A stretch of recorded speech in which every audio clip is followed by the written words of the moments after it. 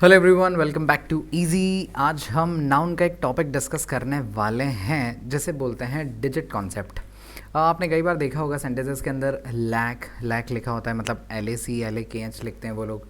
कभी करोड़ करोड़ लिख देते हैं, थाउजेंड थाउजेंड्स लिख देते हैं, डजन डजन्स लिख देते हैं। ये सारी चीज़ें आज हम डिस्कस करने वाले हैं। ये स्पोकन के लिए भी इंपॉर्टेंट है और जो लोग कॉम्पिटिटिव एग्जाम फाइट कर रहे हैं उनके लिए भी इंपॉर्टेंट है। नेक्स्ट थिंग, एक छोटी सी अनाउंसमेंट भी है आपके लिए। बहुत सारे स्टूडेंट्स ये बोलते रहते हैं कि आप ऑनलाइन कोर्स लॉन्च करो, आप online batches low and all. हम पूरी ट्राई करते हैं, बट अब ऐसा है कि बहुत सारे स्टूडेंट्स हैं जो सबके लिए ऑफलाइन आना पॉसिबल नहीं है, वो हमारे शहर में है नहीं। सो हम जल्दी ही एक ऐप बनाने वाले हैं और उसके ऊपर हम पूरा कोर्स रिकॉर्ड करके हम आपके लिए उसको सर्व कर देंगे, अपलोड कर देंगे। ओके, सो अगर आप इंटरेस्टेड हैं उसके लिए, सो प्लीज़ मुझे कमेंट सेक्शन में बताएं। इससे हमें आपका इंटरेस्ट पता चलता है कि आप एक्चुअली उसके लिए आप लुक फॉरवर्ड कर रहे हैं या नहीं। Okay, so do let us know. So सीधा हम स्टार्ट करते हैं, सीधा स्क्रीन की तरफ चलते हैं। आज हम स्टार्ट करेंगे डिजिट कॉन्सेप्ट। आ जाइए, देखो डिजिट कॉन्सेप्ट क्या होता है, इसको अपन को जानने से पहले थोड़ा सा कुछ बेसिक्स हैं वो अपन को ठीक करना है। Okay, at the same time मैं आपको बता देता हूँ, हम ऑफलाइन बैचेस भी अभी रिसेंट बैचेस लॉन्च कर रहे हैं। मॉर्निंग का भी है और इवनिंग का भी। हम 28 अगस्त से बैच लॉन्च करने वाले हैं। सो अगर आप इंटरेस्टेड हैं शाम के बैच में तो आप आ सकते हैं, और मॉर्निंग का न्यू बैच है हमारे पास में सुबह 10:30 बजे का, उसमें भी आप ज्वाइन कर सकते हैं। चलिए देखो, डिजिट कॉन्सेप्ट को समझने से पहले एक बेसिक चीज़ हमको समझनी है नाउन के बिहेवियर के बारे में, कि नाउन का बिहेवियर होता क्या है। ओके, मतलब इंग्लिश में नाउन को हम जिस वे में यूज़ में लेते हैं वो क्या है। देखो, जैसे मैंने एक वर्ड लिखा पिज़्ज़ा। ओके, तो पिज़्ज़ा एक सर्कुलर शेप की चीज़ होती है, हमें पता है, हमें दिखती है, तो इसको हम नाउन बोलते हैं। ओके, इस चीज़ को हम नाउन नाम देते हैं। अब इंग्लिश में पैटर्न ये होता है कि दो शब्दों में जब भी बाद में एक शब्द आ जाता है तो उसको नाउन बनाना पड़ता है। पहले वाले वर्ड को एक विशेषण एडजेक्टिव की तरह ट्रीट करना पड़ता है। ओके, अगर आपको ये कॉन्सेप्ट समझ में आ जाएगा तो पूरा डिजिट कॉन्सेप्ट आप कैच कर लोगे। जैसे ही मैंने पीछे हट लिख दिया, अगर मैंने पिज़्ज़ा हट लिख दिया तो ये वर्ड एडजेक्टिव बन गया। इसका मतलब ये है कि एक कोई हट है, कोई जगह है, कोई झोपड़ी है, वहाँ पे पिज़्ज़ा मिलता है। ये इसका सेंस है। ओके, हो सकता है इसके पास में कोई शॉप लगा ले, वहाँ पे मिलता हो समोसा, तो वो नाम रखेगा समोसा हट। ओके, लाइक दैट, इस टाइप से। तो ऐसे पिज़्ज़ा वर्ड को एक एडजेक्टिव बनाना पड़ता है। ये छोटा सा कॉन्सेप्ट हमें समझना है, ये सब जगह काम में लिया जाता है। अपन दूसरा एग्जांपल लेते हैं। जैसे मैंने वर्ड लिखा है, एक और फास्ट फूड है बर्गर। बर्गर जो होता है ये भी एक नाउन होता है, लेकिन मैंने पीछे लिख दिया बर्गर किंग, तो ये वर्ड नाउन बन जाएगा, ये वर्ड एडजेक्टिव बन जाएगा। बस ये सिंपल सा कॉन्सेप्ट आपको समझना है। ओके, सो ये चीज़ बर्गर किंग बन जाएगी तो बर्गर उसमें एडजेक्टिव बन जाएगा। अब इसको अपन कॉन्सेप्ट में लेते हैं। जब अपन मेंशन करते हैं यहाँ पे टू, अगर अपन ने टू लिख दिया है, उसके बाद में अपन ने 1000 लिखा है, तो 2000 कुछ होगा ये बताना पड़ेगा आपको। या तो 2000 बॉयज़ होंगे, या 2000 गर्ल्स होगी, या फिर 2000 रुपीज़ होंगे। बात समझ रहे हो? तो ये सारे वर्ड प्लूरल बनते जाएंगे। ये वाले वर्ड्स एडजेक्टिव की तरह ट्रीट किए जाएंगे। तो जब ये एडजेक्टिव की तरह ट्रीट किए जाएंगे तो एडजेक्टिव्स के प्लूरल हम बना नहीं सकते। जैसे हम ब्यूटीफुल का प्लूरल नहीं बना सकते, हम ब्यूटीफुल गर्ल्स बोलेंगे, ब्यूटीफुल सीनरीज़ बोलेंगे अपन। इस टाइप से हम चीज़ को यूज़ में लेंगे। ओके, ब्यूटीफुल को हम कभी भी नाउन की तरह ट्रीट नहीं कर सकते। इस पॉइंट को आप ध्यान से समझें। ओके, ब्यूटीफुल पिक्चर्स हो सकती है, इस टाइप से अपन बोल सकते हैं। Done, so it's like that. So अब बात यह है कि जब भी पहले एडजेक्टिव्स आ जाएं तो नाउन को अपन को प्लूरल बनाना है सेंटेंस के अंदर, बिकॉज ये एक से ज़्यादा है। अल्टीमेटली अपन इसको रेफ़र क्या कर रहे हैं, एक से ज़्यादा। दूसरा एग्जांपल देखिए, अगर मैंने 2R या 2Rs लिखा है, अब ध्यान से समझो, इसके बाद हमें कोई और चीज़ यूज़ लेने की ज़रूरत नहीं है, बिकॉज ये वर्ड अपने आप में ही नाउन है। जैसे मैं लिखता हूँ 2 बॉय और 2 बॉयज़, तो ऑब्वियसली हमें 2 बॉयज़ ही बोलना पड़ेगा, 2 बॉय हम बोलेंगे नहीं। तो वैसे ही यहाँ पे 2Rs बोलना पड़ेगा, 2R बोलेंगे नहीं। सो इस पॉइंट को ध्यान से समझें आप वापस एक बार। अगर मैंने 2 लाख या लैक्स मुझे लिखना है, सो ये अंडरस्टूड है। 2 लाख लैक्स जो भी आप लिखोगे ये कोई चीज़ को बताएगा, लोगों को बताएगा, रुपए को बताएगा, कोई चीज़ को बताएगा। तो वो चीज़ जो है वो नाउन बन जाएगी। पहले वाले वर्ड्स एडजेक्टिव हो जाएंगे। एडजेक्टिव्स को अपन प्लूरल नहीं बनाते, तो लैख ही लिखना पड़ेगा। 2 लाख रुपीज़, ऐसे इसको लिखा जाएगा। Very simple. अब अगर लिखना है 2 मिनट या मिनट्स, अभी अपन मैगी के एग्जांपल पे जाएंगे। अभी हमें मैगी में देखना पड़ेगा वो 2 मिनट या मिनट्स क्या लिखता है, ये मैं आपको समझाऊंगा अभी। ओके, सो इसमें भी आपको लिखना पड़ेगा 2 मिनट से लिखना पड़ेगा, बिकॉज उसका नाउन वही है जैसे आपने भी 2 आवर्स लिखा था। आई होप यहाँ तक पॉइंट आपको समझ में आ गया है। ओके, नहीं तो आप वापस एक बार रिवाइज कर लीजिएगा इस चीज़ को। मैं और एग्जांपल्स लिख देता हूँ थोड़े, ताकि ये चीज़ हमें क्रिस्टल क्लियर हो जाए। ओके, सो 2 मिनट लिख देना पड़ेगा अपन को, 2 मिनट्स लिखेंगे यहाँ पे, 2 मिनट नहीं लिखेंगे। अब देखो, आ जाओ, एक बार हमें सीखना है इस चीज़ को, वेरीफाई करते हैं कि हमें कितना समझ में आया है। 2 स्टार 2 स्टार्स, हमको बोलना है आसमान में 5 तारे, तो 2 स्टार्स बोलना पड़ेगा, 5 स्टार्स बोलना पड़ेगा। 5 स्टार अपन बोलेंगे नहीं, बिकॉज 5 स्टार्स का मतलब हो जाएगा क्या, 5 तारे। अब मुझे पता है आप लोग क्या सोच रहे हो कि चॉकलेट भी हो सकती है, तो वही तो मैं समझा रहा हूँ। अगर अपन बोलते हैं 5 स्टार 5 स्टार्स होटल, अगर पीछे एक और शब्द आ जाए नाउन, तो इन वर्ड्स को एडजेक्टिव बना दो। एडजेक्टिव को अपन प्लूरल नहीं लिखते, इसीलिए बोलते हैं 5 सितारा होटल। बात समझो ध्यान से। 5 स्टार 5 स्टार्स चॉकलेट, तो ऑब्वियसली पीछे नाउन है, तभी अपन बोलते हैं 5 स्टार। क्या खा रहा है कि भाई मैं 5 स्टार खा रहा हूँ, समझ गए। तो यहाँ पे अपन को 5 स्टार यूज़ में लेना पड़ेगा, 5 स्टार्स गलत हो जाएगा। जनरली कोई पूछेंगे आपको आसमान में कितने तारे दिख रहे हैं अभी, तो बोलेगा मुझे 7 तारे दिख रहे हैं, मुझे 8 तारे दिख रहे हैं, इस प्रकार से। ये बहुत सिंपल कॉन्सेप्ट है, इसमें कुछ भी नहीं है। देखो वापस, 5 ईयर 5 ईयर्स, अपना दिमाग लगाओ। 5 साल अपन बोल रहे हैं, यानी कि ये वर्ड खुद में ही नाउन की तरह ट्रीट किया जा रहा है, इसको आगे और वर्ड की ज़रूरत नहीं है। बात समझ में आ गया। सो 5 ईयर्स बोलना पड़ेगा।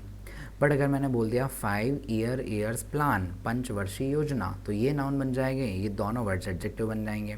सो मुझे 5 ईयर प्लान ही लिखना पड़ेगा। पंचवर्षीय योजना, तो हम इसे 5 ईयर प्लान बोलते हैं। I hope the point is very clear to you. Okay, अब इसके नेक्स्ट सेक्शन में जाते हैं।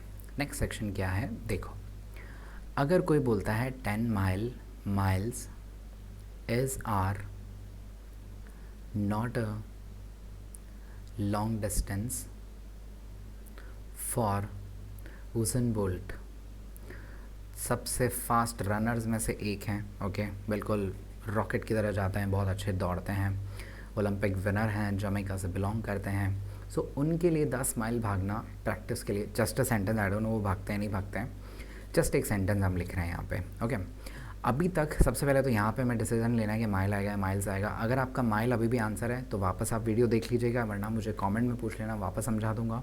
10 माइल्स लिखना पड़ेगा, बिकॉज ये अपने आप में नाउन ही है, तो अपने आप में जब नाउन है तो एक से ज़्यादा है, तो उसको अपन को प्लूरल ही लेना पड़ेगा। तो सेंटेंस हो जाएगा 10 माइल्स। ओके, अब बात यह है कि आप यहाँ पे माइल्स देख के तो आप तो आर सोचोगे कि चीज़ क्या है, प्लूरल है। जैसे बॉयज़ आर गोइंग, आप आर ही बोलोगे। बट इस पॉइंट को समझो, ये पूरी चीज़ उसेन बोल्ट एक साथ देखेंगे, considered as a whole. Okay, इसीलिए बोला जाता है कि ब्रेड एंड बटर, अगर इसको ब्रेड एंड बटर को ब्रेकफास्ट के तौर पे देखा जाता है तो इस बोला जाता है bread and butter is breakfast. अगर ब्रेड एंड बटर कोई शॉप पे आप बेच रहे हो तो bread and butter are sold at my shop. बात समझ रहे हैं। इसी को इंग्लिश के अंदर बोलते हैं subject verb agreement. Subject verb agreement का मतलब ये होता है, बहुत सारे टीचर्स इसको याद करा देते हैं, याद करने की कोई बात नहीं है, समझना है कि ज़रूरी नहीं है एक सब्जेक्ट के साथ में वही वर्ब आए, पूरे सेंटेंस का सेंस देखना पड़ता है। English follow sense and not the meaning. Sentences के सेंस में और मीनिंग में डिफरेंस होता है, ध्यान से समझिएगा। ओके, कई बार सेंटेंसेस के मीनिंग्स होते हैं बट वो सेंटेंसेस सेंसलेस होते हैं।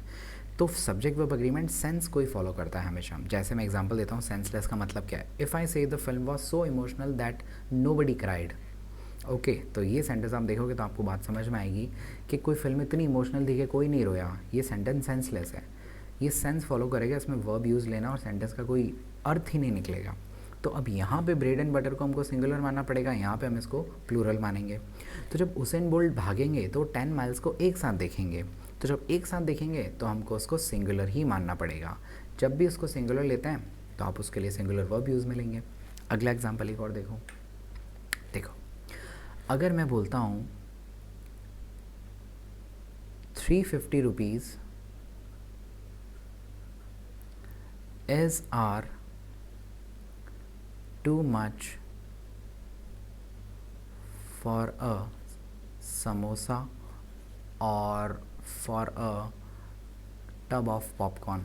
350 तो उसके लिए ज़्यादा हो गए थोड़े, ठीक है, पॉपकॉर्न्स बहुत महंगे होते हैं, उसके पीछे भी रीजंस है, कभी डिस्कस करेंगे। डन। तो ये सेंटेंस है 350 rupees is are too much for a tub of popcorn at theatres में बहुत महंगे होते हैं। सो अब अपन 350 रुपये उसको एक साथ ही देंगे, अपन उसको ऐसा नहीं देंगे कि भाई 50 रुपये पेटीएम कर रहा हूँ, 50 रुपये तुझे फ़ोनपे कर रहा हूँ, फिर गूगल पे कर रहा हूँ, फिर कैश दे रहा हूँ, फिर कार्ड करा रहा हूँ। ऐसा नहीं करोगे, आप उसको सीधा 500 का नोट दोगे या फिर सादा आप ऑनलाइन दे दोगे। तो इसको भी कंसिडर्ड एज अ होल ही देखा जा रहा है। तो जब कंसिडर्ड एज अ होल देखा जा रहा है तो सिंगुलर लेना पड़ेगा, आर गलत हो जाएगा। It's as simple as that. Next example और अपन लेते हैं, ध्यान से करना। सेंटेंस हो जाएगा, अगर मैं सेंटेंस लिखता हूँ 20 लाख, देखो 20 लाख क्यों लिखेंगे, अब लाख इसलिए लिखना पड़ेगा क्योंकि पीछे रुपीज़ लिखेंगे अपन, तो ये नाउन बनेगा, बात समझ रहे हो। सो अपन को इसको लाख ही लिखना पड़ेगा बिकॉज वो अंडरस्टूड है। अगर मैंने लिखा 20 lakh rupees has have been spent to buy this house, इस घर को ख़रीदने में 20 लाख रुपए खर्च किए गए। और अगला सेंटेंस है 20 lakh rupees has have been spent on this house so far. अब वीडियो पॉज करके आप आंसर दे सकते हो, सोच सकते हो, मैं स्टार्ट करता हूँ। देखो, ये बोल रहा है कि घर को परचेज़ करने में 20 लाख लगे। इसने कहीं भी मेंशन नहीं किया कि टुकड़ों में लिया, लोन लेके लिया, कैसे किया, उसने कुछ भी मेंशन नहीं किया है। इन दिस केस हमें इसको सिंगुलर ही मानना पड़ेगा और हैज़ बोलना पड़ेगा। आप रुपीज़ से डिसाइड मत करो, पूरे सेंटेंस के सेंस से डिसाइड करो। नेक्स्ट क्वेश्चन देखो, वो बोल रहा है सो फार। सो फार का मतलब होता है इंग्लिश में अब तक। अब तक घर पे 20 लाख खर्च हो गए, इसका मतलब क्या हुआ, प्लास्टर करवाया, पेंट करवाया, ये सब पानी का काम कराया, सैनिटरी करवाया, फलाना ढिंगाना, ये सब करा के उसका 20 लाख हुआ है। तो इस सेंस के अंदर अपन सेंटेंस को प्लूरल मानेंगे, यानी कि 20 लाख उसके एक साथ नहीं गए हैं। जब एक साथ नहीं गए हैं तो उसको प्लूरल ही मानना पड़ेगा, उस केस में अपन को हैव लेना पड़ेगा। तो सेंटेंस हो जाएगा 20 lakh rupees have been spent on this house so far. This is going to be the sentence. Okay, so इस टाइप से हमको यूज़ में लेना है। सो डिजिट कॉन्सेप्ट्स के लिए आपको ध्यान रखना है सेंटेंसेस के अंदर अपन जब भी लिख रहे हैं। देखो, आप न्यूज़पेपर्स वगैरह में जो भी मिस्टेक्स देखते हो, इसकी बहुत मिस्टेक्स होती है न्यूज़पेपर्स के अंदर मोस्टली। ओके, जैसे बहुत सारे ब्रांड्स हैं, जैसे स्कोडा वगैरह है, इनके ये बहुत सारे एडवर्टाइजमेंट में मिस्टेक आती रहती है। बिकॉज न्यूज़पेपर जो आपको एडवर्टाइजमेंट देता है ना, उसके नीचे मेंशन होता है, वहाँ पे हल्का हल्का बारीक बारीक लिखा होता है, विज्ञापन के लिए न्यूज़पेपर जिम्मेदार नहीं है। सो वो उसमें जो भी ग्रामेटिकल मिस्टेक हो रही है उसके लिए न्यूज़पेपर कभी भी रिस्पॉन्सिबल नहीं है। ऐसा मैंने बहुत बार देखा है, आप भी नोटिस करना, वहाँ पे लिखा होगा 20 लैक्स और जस्ट पास में इंग्लिश न्यूज़पेपर का जो खुद का कंटेंट है उसमें कभी मिस्टेक नहीं होती, वो 20 लाख ही लिखते हैं बिकॉज वो अंडरस्टूड है, उनको पता है इसके बाद में रुपीज़ लिखना पड़ेगा। तो रुपीज़ लिखोगे तो ये चीज़ें एडजेक्टिव बन जाएगी, तो ये चीज़ें ऐस लिखना और ये सब एक्सेप्टेबल है नहीं, फर्स्ट थिंग। ओके, इस चीज़ का बहुत ध्यान रखें। इसलिए बोलते हैं इंग्लिश न्यूज़पेपर्स के अंदर मिस्टेक्स बहुत कम होती है, उसमें से भी द हिंदू में सबसे कम मिस्टेक्स देखी जाती है। सारे न्यूज़पेपर्स अच्छे हैं, ऐसा नहीं है कि कोई न्यूज़पेपर ख़राब होता है, सारे न्यूज़पेपर्स ही अच्छे होते हैं। एक चीज़ और यहाँ पे एक चीज़ और है जो आपको ध्यान रखनी है हमेशा सेंटेंसेस के अंदर, या फिर मैंने जस्ट आपको बोला है वो ये है कि लैक और लैक, ये जो स्पेलिंग्स हैं, ओके, ये ब्रिटिश स्पेलिंग जो यूज़ में ली जाती है वो है जो इंडिया यूज़ में लेता है मोस्टली। अगर आप बैंकिंग का कुछ भी काम कर रहे हो तो मोस्टली आप चेक्स के ऊपर यही चीज़ प्रिंट देखोगे, LAKH। LAC एक अमेरिकन वर्ड होता है जो कि एक्सेप्टेबल है ऑल ओवर द वर्ल्ड। आजकल LACS भी लिखते हैं बहुत सारे बैंक्स के अंदर, ये भी मेंशन होता है, चलता है, मतलब it's not wrong, everything is acceptable. Banks को बस चाहिए कि आप उनको पैसे दे दो। सो गाइस, ये है हमारा डिजिट कॉन्सेप्ट। वेलकम बैक से हम वापस आ गए हैं। चलो, कुछ और इसमें डाउट है तो आप मुझे बता सकते हैं। नेक्स्ट वीडियो में मिलेंगे जल्द ही। बाय, और कमेंट करना नहीं भूलें। Take care.